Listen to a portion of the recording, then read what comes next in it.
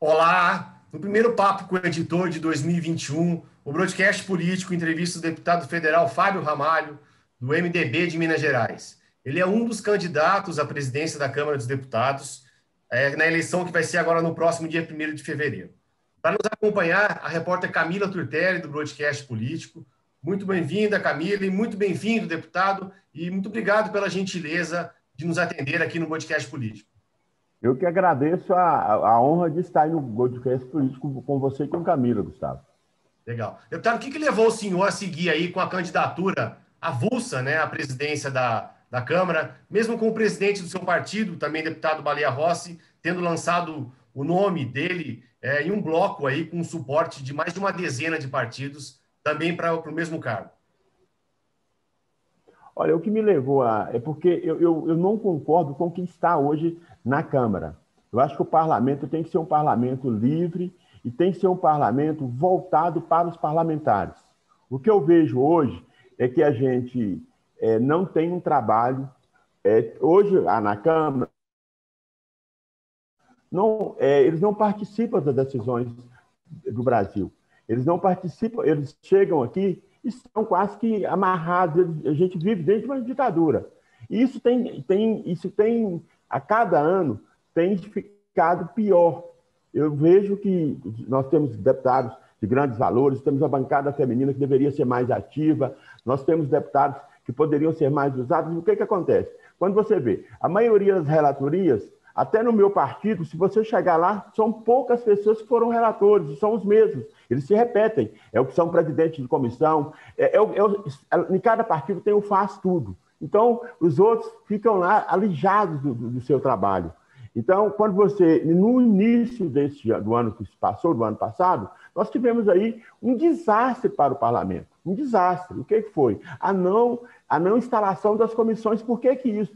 Todos os líderes dos partidos grandes, junto com o presidente da casa, sem consultar nenhum dos parlamentares que fazem que são 490, tomaram a decisão de não instalar nenhuma comissão. E as comissões poderiam ter sido instaladas, é onde que os deputados fazem o seu trabalho e demonstram, então, que nós que somos 490 não temos força nenhuma nessa casa. Essa casa não nos ouve, essa casa, quando vai discutir, por exemplo, uma presidente da casa, se reúne 7 ou 8 pessoas na casa do presidente da Câmara, o meu candidato é esse. E depois se reúne num outro grupo com 5 ou 6 pessoas, o nosso candidato é esse. Mas você não ouve os parlamentares. E a cada dia o parlamento fica menor, os parlamentares chegam aqui com sonhos, e esta casa, que é uma casa do povo, que passa a ser uma casa lá da Avenida Paulista, que trata só as questões dos bancos, se trata as questões das grandes corporações, esquecendo de tratar das questões da população brasileira. E a Câmara é a casa do povo. E eu quero ser presidente dessa casa para torná-la uma sintonia com a sociedade, para que a gente possa fazer harmonia entre os lados, porque quando os dois lados, as duas forças grandes se brigam, o que acontece? Prejudica 490. Aí a briga é maior ainda, não se vota nada. A cada dia que passa, o nosso parlamento se torna um parlamento mais odiado pelas ruas, mais mal avaliado pela população, e a população tem razão nisso. Então, o que eu quero hoje? Tentar fazer um parlamento que seja um parlamento sintonizado com as ruas, com harmonia, que a gente possa conversar com todos os poderes e que a Câmara possa ter uma pauta dela para oferecer ao Brasil, principalmente neste momento aí que a gente tem uma crise sanitária, que a gente vê milhares de pessoas perdendo a vida, milhões de pessoas sendo infectadas, milhares de pessoas precisando de um tratamento, e a gente não teve essa pauta durante o ano inteiro.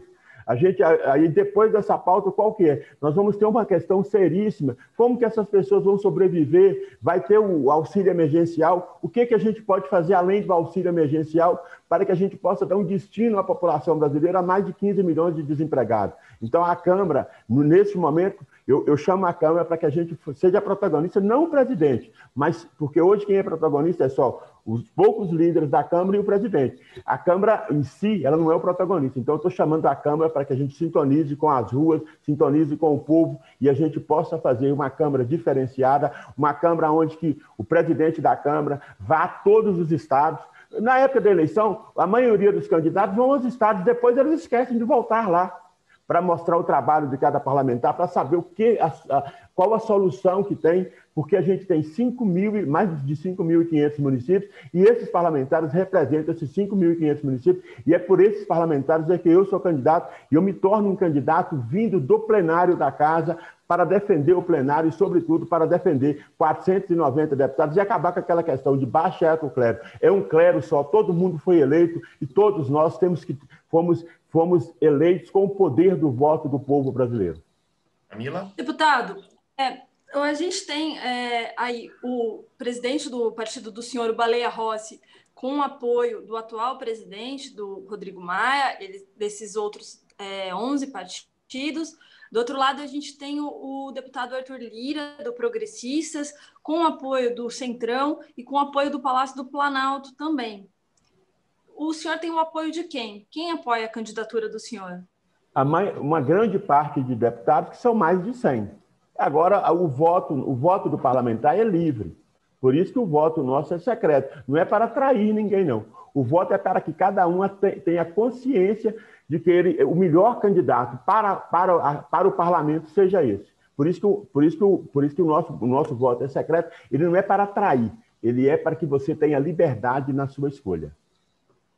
O senhor também se aproximou aí do presidente Bolsonaro, né? Aliás, o senhor e o presidente Bolsonaro têm em comum agora a experiência de serem candidatos avulsos concorrendo à presidência da Câmara, né? Lembrando que o presidente Bolsonaro foi, curiosamente, né, candidato naquela eleição de que um candidato avulso, Severino Cavalcante, venceu a eleição. O senhor teve conversa com ele sobre a candidatura?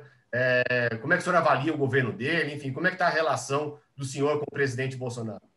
A minha relação com o presidente Bolsonaro sempre foi boa, desde na Câmara. Como eu tive uma relação boa com o presidente Lula, com a presidente Dilma e com o presidente Michel. Porque não cabe a mim, como parlamentar, ficar na gaveta de ninguém. Mas cabe a mim ter harmonia da conversa, de dar conselhos, de falar o que eu penso, o que as pessoas que eu converso pensam. É essa a minha maneira. Quando eu converso com o presidente Bolsonaro, eu converso com ele amenidades, eu falo com ele que para ele ouvir mais as pessoas, que ele possa, sobretudo, ter um leque de uma agenda positiva para o Brasil. Eu falo com ele de vacina, eu falo com ele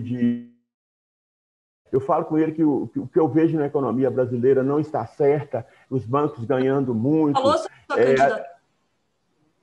Como? Sobre a sua candidatura, o senhor conversou com o Bolsonaro? Não, porque eu falei com ele que eu sou candidato, não pedi o apoio, falei que eu seria candidato e disse que eu seria candidato pelo parlamento.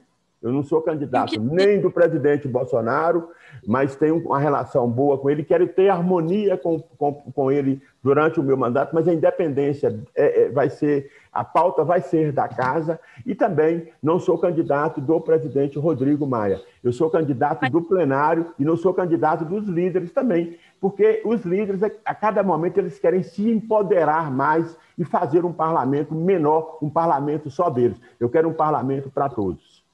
Deputado, mas o Bolsonaro deu algum conselho para o senhor? Falou alguma coisa sobre sua candidatura? Chegou a pedir, por exemplo, para o senhor retirar para não atrapalhar a candidatura do Arthur Lira, algo assim? Todo mundo que me conhece não fala comigo isso. O Baleia esteve aqui na minha casa, inclusive, foi o único que esteve aqui para ver se eu retirava a candidatura. Eu falei com ele que eu não retirava, que eu tenho uma relação de amizade com ele, mas que eu sou contra o sistema que eles implantaram na casa. É isso que eu sou contra. Eu não sou contra a pessoa do Baleia, eu não sou contra a pessoa do Arthur, são bons deputados, mas a Casa precisa ter um deputado que venha do plenário, que conheça os problemas de cada deputado e que possa sentar naquela cadeira de presidente e representar todos os deputados. Então, essa harmonia que eu quero fazer é isso, essa sintonia entre todos, para que a gente tenha uma pauta nossa e para que, quando eu estiver sentado na presidência, cada deputado se sinta sentado ali, para que o deputado, quando chegar na minha casa de presidente, ele tenha uma porta aberta. Quando ele chegar no gabinete, ele vai ter uma porta aberta. Ele não tem que marcar com o presidente para falar. A gente tem que convidar ele sempre para estar conversando, sobretudo para que a gente discuta com eles os problemas e que a gente consiga, com isso, fazer uma pauta sintonizada com o atual momento. Nós temos que ter uma economia destravada neste momento. Nós temos que ter uma economia. Nós não podemos pensar agora em teto de gasto. Nós temos que pensar em salvar os brasileiros. E salvar os brasileiros, além de vaciná-los, é também a gente dar para eles uma economia que ele possa crescer, que a gente possa ajudar a indústria brasileira que está sucateada com recursos, agora com juros baratos, que a gente possa ajudar a economia brasileira com obras, com infraestrutura, e com isso aí a gente dá emprego para quem precisa de emprego, a gente possa dar agricultura, que nós temos terras férteis, nós temos terras imensas, a gente precisa melhor trabalhar essas terras sem ter que fazer alguma coisa contrária ao meio ambiente, porque a gente precisa de mais tecnologia. Falando um pouquinho sobre o sistema da casa, né? Está tendo aí uma avaliação e uma certa polêmica sobre como deve ser realizada a eleição, se vai ser dia 1º, dia 2, se ela vai ser presencial ou se ela vai ser virtual. Eu queria saber se o senhor tem uma opinião sobre isso e se o senhor acredita que uma dessas modalidades tem potencial de favorecer algum dos candidatos. Como que o senhor está vendo isso? Olha, a eleição ela tem que ser presencial. Se não for, eu entrarei na justiça contra, não aceitarei mudar a regra. A eleição ela sempre foi presencial. Nós tivemos a eleição agora para prefeito e para vereador, ela foi presencial. Então, a nossa eleição também ela é presencial. Você não pode mudar a regra do jogo. Só a Constituição brasileira e o nosso regimento é que pode mudar. Se não foi mudado, ninguém tem essa competência. Se entrar contra essa regra, eu entrarei na justiça. Mas o senhor acha que os formatos poderia favorecer um ou outro candidato? Eu não quero saber se favorece ou desfavorece. A gente tem uma regra que tem que ser cumprida. E a gente não pode fazer uma regra pelas nossas mãos, não pela nossa cabeça. A gente tem que cumprir o regimento e cumprir a Constituição. Porque esse regimento dessa casa, já há muito tempo, não tem sido cumprido. Você não vê uma reunião de mesa. Quando eu era vice-presidente, todas as vezes que eu assumia a presidência, eu pegava coisas de 4, 5 meses que estava lá. Tinha deputado que tinha morrido, que fazia parte da mesa, e que ele estava lá com a questão dele de saúde para a família dele receber, e ele não tinha recebido, foi o caso do Rômulo. Deputados que estavam lá com questões deles financeiras de faltas que já tinham sido discutidas na 4ª Secretaria, e que ele tinha o direito do ressarcimento, e o presidente não colocava isso. Então, todas as vezes que eu assumia a presidência, eu assumia interinamente, mas eu assumia com todos os poderes e convocava a reunião da mesa e pegava coisas que estavam lá de 4, 6 meses e votava ali, que coisa fácil de se fazer. Então, nós temos bons técnicos na casa, a casa tem funcionários excelentes, e essa técnica nos dá muito poder para que você faça essas reuniões. O regimento é bem claro. A mesa diretora tem que se reunir uma vez por mês. Quem não faz isso é porque não respeita o regimento e não respeita a casa. Deputado, o senhor falou da questão do teto de gastos, dos investimentos.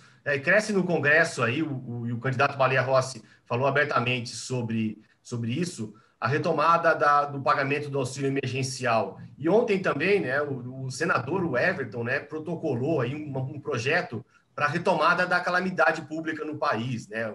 Essas medidas aí vem crescendo, né, um debate dentro do Congresso, tanto na Câmara quanto no Senado, mas a equipe econômica aí cresce os olhos, né, gera críticas, o Ministério da Economia reclama de ser retomado o mesmo cenário de gastos do ano passado. Eu queria saber do senhor, nessas duas questões, o que o senhor acha da retomada do auxílio emergencial, mesmo que provisório, e da calamidade pública? As duas coisas é urgente. Se você analisar, pega os economistas americanos que se reuniram com o Biden, e qual foi a solução que eles deram? É que, neste momento, a gente tem que emitir papel moeda, a gente tem que fazer com que a população não morra.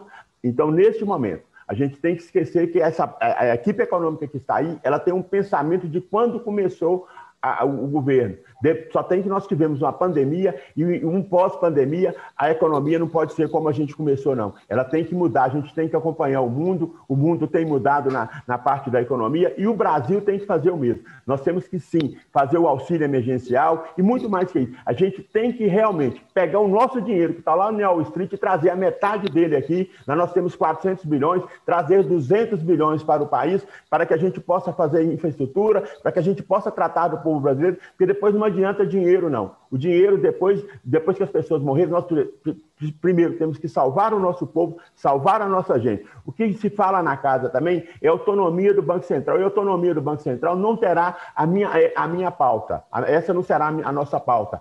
Nós vamos ter uma pauta, sim, uma pauta de economia para o momento de pandemia. Nós vivemos uma pandemia, nós precisamos de auxílio emergencial, as empresas precisam de dinheiro, juros baratos. A gente precisa, sim, dar ao Brasil a retomada do crescimento. Eu acredito que o presidente Bolsonaro queira isso, mas nós vamos ter a nossa pauta para que a gente possa, a Câmara, oferecer essa pauta ao Brasil e os deputados brasileiros que conhecem os problemas brasileiros poderem participar desse protagonismo. É por isso que eu sou candidato a presidente. Vou ganhar essa eleição para mudar a casa. A casa precisa ser mudada. Eu não tenho nenhuma vaidade. Eu tenho o compromisso de mudar a casa de 490 deputados que hoje são alijados das decisões da nossa casa. Deputado, e das reformas estruturantes que estão aí postas, a tributária, que inclusive é o texto do Baleia Rossi, né? E da reforma administrativa, qual que o senhor acha que tem chance de avançar de fato em 2021 e qual que o senhor daria prioridade caso ganhe a eleição? A primeira prioridade que eu vou dar vai ser a tributária. Nós vamos procurar países idênticos ao Brasil que fizeram reforma tributária. A Índia fez uma reforma tributária e é um país mais ou menos idêntico ao Brasil. Nós vamos lá para estudar o que foi feito lá, vamos levar a parte da comissão para lá, para que faça um estudo lá, e nesse estudo, para ver se alguma coisa de lá encaixe no Brasil, para que a gente...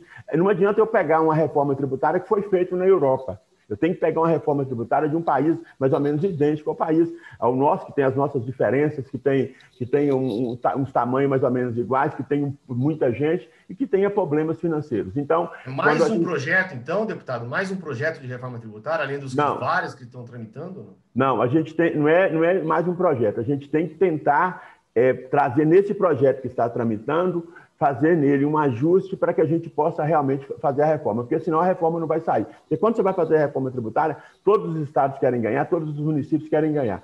A gente faz a reforma tributária para o povo ganhar, para que você possa empregar mais gente, para que você possa cobrar de quem não pague impostos. É isso que é a reforma tributária. Mas da maneira que eu vejo aí, se torna muito uma bagunça e a gente tem que procurar fazer com que essa sintonia... Olha, nós estamos aqui para fazer uma reforma tributária para ajudar a quem quer crescer neste país, para ajudar o empresário que quer empregar, para ajudar a quem quer produzir. A reforma tributária ela é para isso e para que você diminua o sonegador. É isso que a reforma tributária tem que pensar. Então, é nessa maneira que eu vou me empenhar mesmo como presidente, fazendo com que essa comissão funcione melhor e a gente possa ter um debate maior com todas as pessoas, com todos os atores que conhecem a reforma tributária. Deputado, por falar em se empenhar, o senhor acha que há algum espaço ainda, né, como defendem, para reajustes salariais de deputados? Né? Há algum espaço nesse momento para que essa proposta volte ao debate? Essa questão de reajuste de deputado, a gente não... o momento melhor para isso é você fazer com que você tenha equiparação. Equiparação salarial é uma coisa, reajuste eu sou contra, mas equiparação eu sou favorável. Equiparação em que sentido, deputado? Assim, o senhor acha que... Tem que equiparar. Não adianta você também pagar mal um deputado, tá? Não é essa a questão. Então, acho que esse momento é uma questão. O momento principal agora não é essa discussão. Qual que é o momento principal agora? É a gente cuidar da saúde do povo. É trazer para o debate a questão, vamos trazer a vacina com urgência, vamos fazer com que, após a vacina, a gente cuide do povo, porque aí você tem a crise econômica que já está aí, que a gente possa dar a esse povo a salvação através do alimento, através do emprego que é o que nós temos que construir neste país agora. Nós não temos que pensar em teto de gasto, nós temos que pensar em salvar o nosso país, nós temos que pensar em salvar a nossa indústria, em salvar quem produz, para que produza mais e para que, a partir do momento que a gente produz mais, a gente vai arrecadar muito mais. Legal. Deputado, eu queria agradecer muito a presença do senhor aqui no Papo com o Editor. A gente lembra aí que o espaço vai estar aberto para todos os outros candidatos à presidência da Câmara. A gente está procurando os outros candidatos e a gente tem aí um mês, né? Mas eu queria agradecer muito a presença, desejar boa sorte para o senhor, uma boa campanha, e agradecer a Camila também, que está fazendo essa parceria comigo aqui. Agradecer o Bruno Nogueirão, que está fazendo a nossa ponte e vai fazer a edição final. E agradecer a todos aqui que estão nos acompanhando e até o próximo Papo com o Editor na próxima semana aqui no Broadcast Político. Gustavo, eu agradeço a você, a Camila, que eu tenho uma relação com ela e eu admiro ela muito, ao Bruno que está aí com a gente, né?